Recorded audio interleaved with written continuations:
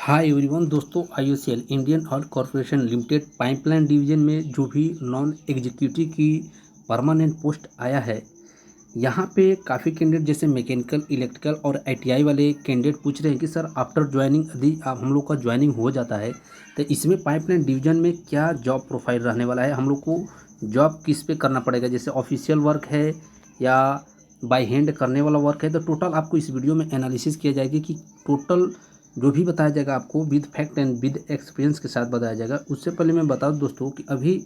Pipeline division में ही recently में 2022 में ही जो स्टार्टिंग में 2022 की स्टार्टिंग में पाइपलाइन में नॉन एग्जीक्यूटिव का जो पोस्ट आया था, रिक्वायरमेंट आई थी, उसमें हमारे एक फ्रेंड फाइनली सेलेक्टेड हैं और वो यूपी के चंदौली में पाइपलाइन डिवीज़न का एक कंपनी है, चंदौली पाइपलाइन डिवीज़न में। तो वहाँ पे फाइनली वो सेलेक्टेड है और उनको फाइनली सेलेक्टेड कैंडिडेट उनको ड्यूटी करते हमको लगता है कि 3 से 4 मंथ हो गया। तो जो भी आप लोग को बताया जाएगा इस वीडियो में with fact and with experience के साथ बताया जाएगा और पाइपलाइन डिवीज़न के जो सेलेक्टेड कैंडिडेट हैं उनसे पूछकर आपको ये जॉब प्रोफाइल बताया जा रहा है कि आप लोग को ज्वाइनिंग के बाद आप लोग को वर्क प्रोफाइल कैसे रहने वाला है, आपको जॉब कैसा करना है। तो यहाँ पे देख सकते हैं, यहाँ पे मैकेनिकल के सबसे पहले मैकेनिकल की बात किया जाएगा, उसके बाद से आईटीआई, उसके बाद से इलेक्ट्रिकल वाले कैंडिडेट को बताया जाए कि जॉब प्रोफाइल क्या रहने वाला है और इसमें रिफाइनरी डिवीजन के कंपेयर में इसमें वर्क कैसा होने वाला है, आसान है कि ज़्यादा कॉम्प्लिकेटेड है। तो यहाँ पे आप देख सकते हैं, अगर मैकेनिकल की बात किया जाए डिप्लोमा मैकेनिकल वाले कैंडिडेट के लिए, तो यहाँ पे 2 प्रकार की पोस्ट है मैकेनिकल, डिप्लोमा मैकेनिकल वाले कैंडिडेट के लिए। एक है ईए इंजीनियरिंग असिस्टेंट मैकेनिकल और एक पोस्ट है ईए इंजीनियरिंग असिस्टेंट ऑपरेशन। तो वो जो कैंडिडेट अभी हमारे जो फ्रेंड सेलेक्टेड हुए हैं वो इलेक्ट्रिकल इंजीनियरिंग असिस्टेंट ऑपरेशन के पोस्ट पे सेलेक्टेड हुए हैं। तो उन्हीं से जो भी सजेशन लिया गया है, टोटल उन्हीं के माध्यम से आप लोग को बताया जा रहा है कि इस समय वो जॉब कर रहे हैं, तो उनके साथ साथ कैसा फीलिंग हो रहा है जॉब के पीरियड में। तो जो भी अगर यदि इंजीनियरिंग असिस्टेंट मैकेनिकल हो या ऑपरेशन वाले जो भी कैंडिडेट सेलेक्ट होते हैं तो उनको कुछ करना, इसमें जॉब प्रोफाइल में करना क्या है कि आप लोगों को इसमें 2 काम रहता है। एक तो मेंटेनेंस का भी काम रहता है और एक ऑपरेटिंग वाला भी काम रहता है कि ऑपरेटिंग जो ऑपरेशन में सेलेक्ट होते हैं कैंडिडेट, उनको क्या होता है कि पाइपलाइन डिवीजन की कंपनी में जब भी वो सेलेक्ट होते हैं तो उनको पाइपलाइन डिवीजन में एक यूनिट मिल जाता है। इस यूनिट में काफ़ी ज़्यादा जैसे टेक्निकल अगर देखा जाए तो इन कंप्यूटर वगैरह लगा रहता है, जो टोटल जो पाइपलाइन में जितने भी प्रोडक्ट जाते हैं या प्रोडक्ट जैसे भी करना हो, टोटल हैंडलिंग इसी यूनिट से करना पड़ता है। जो अलग अलग यूनिट होता है पाइपलाइन डिवीजन में, तो उसी में इंजीनियर असिस्टेंट ऑपरेशन वालों को लगाया जाता है और मैकेनिकल मेंटेनेंस वाले जो इंजीनियर असिस्टेंट मैकेनिकल वाले होते हैं वो भी इसी की जगह पे वर्क करते हैं। लेकिन इंजीनियरिंग असिस्टेंट मैकेनिकल वाले कैंडिडेट को, तो फाइनली मैकेनिकल अगर इंजीनियरिंग असिस्टेंट मैकेनिकल वाले जो भी कैंडिडेट होंगे सेलेक्टेड होंगे, उनको पाइपलाइन डिवीजन में जो भी मेंटेनेंस का काम होता है, जैसे मान लीजिए वाल्व अगर पाइपलाइन में लगा है तो अगर वाल्व का मेंटेनेंस करना हो तो इंजीनियरिंग असिस्टेंट मैकेनिकल वाले करेंगे। और भी कोई भी रिकॉर्डिंग होता है मेंटेनेंस के रिगार्डिंग, कोई भी जॉब होता है, कोई भी वर्क होता है तो मैकेनिकल इंजीनियरिंग असिस्टेंट मैकेनिकल वाले करेंगे। और जो यूनिट में बैठे रहते हैं वो इंजीनियरिंग असिस्टेंट ऑपरेशन वाले कैंडिडेट रहते हैं मैकेनिकल का। तो 2 पोस्ट की रहती है, जो इंजीनियर असिस्टेंट मैकेनिकल वालों का मेंटेनेंस का काम रहता है और इंजीनियर असिस्टेंट ऑपरेशन वालों को सिंपली एक ऑफिस टाइप रहेगा, उसमें वेरियस टाइप कंप्यूटर लगा रहते हैं, जहाँ पर वहाँ पे पाइपलाइन का टोटल जहाँ जहाँ पाइपलाइन को लगाया गया था उसका टोटल आपको वहाँ पे डिज़ाइन मिलेगा और उसी डिज़ाइन के अकॉर्डिंग आपको यूनिट में बैठकर mechanical engineering assistant mechanical operation वाले वहीं से कंट्रोल करते हैं उसी यूनिट में से। तो ये 2 प्रकार की पोस्ट थी, इनका 2 वर्क है। इंजीनियरिंग असिस्टेंट मैकेनिकल वाले मेंटेनेंस का काम करेंगे और इंजीनियरिंग असिस्टेंट ऑपरेशन वाले ये कंप्यूटर पर बैठकर काम करते हैं। और रेयर कंडीशन में इनको थोड़ा फील्ड भी घूमना पड़ता है, तो वो रेयर कंडीशन में होता है, अदरवाइज ये इनका मैक्सिमम ड्यूटी पीरियड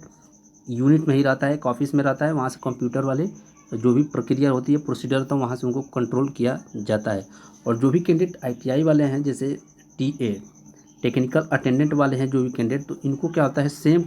वर्क रहता है मैकेनिकल के रिगार्डिंग, मैकेनिकल डिपार्टमेंट में जो भी आता है सेम वर्क रहता है। लेकिन आप लोग इंजीनियरिंग असिस्टेंट जितने भी कैंडिडेट हैं, डिप्लोमा वाले ऑपरेशन वाले हों या मैकेनिकल वाले हों, इनके नीचे आप लोग को रख कर आपको काम करना पड़ता है। जो भी इंजीनियरिंग असिस्टेंट डिप्लोमा वाले कहते हैं उसी के according maintenance ITI technical attend वाले हैं जो वो लोग डिप्लोमा के नीचे रहकर काम फाइनली करते हैं। अदरवाइज काम नहीं रहता है तो मैक्सिमम उतना ज़्यादा काम नहीं रहता है पाइपलाइन डिवीज़न में। अगर मैं आपको शॉर्टकट में आपको एक्सप्लेन कर रहा हूँ तो आईटीआई वाले कैंडिडेट डिप्लोमा के नीचे रहकर उनको जॉब करना पड़ता है, और जो भी ऑपरेशन वाले टोटल आपको बता ही दिया ऑपरेशन वालों को वर्क क्या रहता है और मैकेनिकल वालों को क्या मेंटेनेंस वाला काम रहता है, टोटल आपको एक्सप्लेन कर दिया गया। और बात किया जाए इलेक्ट्रिकल वाले कैंडिडेट को, तो इलेक्ट्रिकल वाले कैंडिडेट को होता क्या है कि इलेक्ट्रिकल थोड़ा सा उतना तो मैं सजेशन नहीं ले पाया उस कैंडिडेट से, लेकिन उन्होंने मैकेनिकल से तो मैकेनिकल के बारे में जो भी शॉर्टकट में बताया मैं आपको एक्सप्लेन किया। और इलेक्ट्रिकल वाले जो भी कैंडिडेट हैं इनको क्या होता है, सब स्टेशन, एक होता है सब स्टेशन, रिफाइनरी में भी होता है और पाइपलाइन में भी होता है। तो सब स्टेशन में इलेक्ट्रिकल वाले कैंडिडेट को ही उसी सब स्टेशन में बैठकर उनको जहाँ से इलेक्ट्रिसिटी पावर को डिस्ट्रीब्यूट किया जाता है, डिलीवर किया जाता है, वहीं पे बैठकर उनको कंट्रोल किया जाता करना रहता है इलेक्ट्रिकल वाले कैंडिडेट डिप्लोमा वाले कैंडिडेट के लिए। तो इलेक्ट्रिकल वाले कैंडिडेट को काफ़ी इसमें इजी वर्क रहता है, और सिंपली एक जगह से बैठकर आप लोग को जो मशीनें चल रही होती हैं वहाँ से आप लोग को इलेक्ट्रिसिटी देखना रहता है कि कितने पावर का कहाँ पे सप्लाई हो रही है, कहाँ पे नहीं हो रही है। अगर कोई मिस्टेक है तो टोटल इलेक्ट्रिकल वाले कैंडिडेट ही मेंटेन करते हैं उसको, और जो है कि कंट्रोल करते हैं। तो ये हो गया आईटीआई और इलेक्ट्रिकल वाले और डिप्लोमा वाले का जॉब प्रोफाइल। जो भी मैं आपको बताया शॉर्टकट में बताया, क्योंकि ज़्यादा आप लोग का डिमांड होगा तो मैं टोटली इलेक्ट्रिकल वाले कैंडिडेट और मैकेनिकल वाले कैंडिडेट से डायरेक्टली आपको मैं इंटरव्यू के माध्यम से जॉब लोकेशन और job profile total A to Z मैं आपको एक्सप्लेन कर दूंगा। लेकिन अभी आप लोग का एग्ज़ाम प्रिपरेशन चल रहा है तो फाइनली आप एग्ज़ाम पर ध्यान दीजिए। अगर कोई भी क्यूरी होता है अभी भी जॉब प्रोफाइल के रिगार्डिंग तो आप कमेंट बॉक्स में कमेंट कीजिएगा। इससे भी बेहतरीन एक्सप्लेन लाइव जो है कि टोटल सेलेक्टेड कैंडिडेट के साथ मैं आप लोग को वीडियो प्रोवाइड करने की कोशिश करूँगा। और एक और बात बताना चाहूँगा लास्ट में, जो भी मैकेनिकल प्रोडक्शन से कैंडिडेट बिलोंग कर रहे हैं, जो ये यूपी में मैक्सिमम कैंडिडेट होते हैं मैकेनिकल प्रोडक्शन,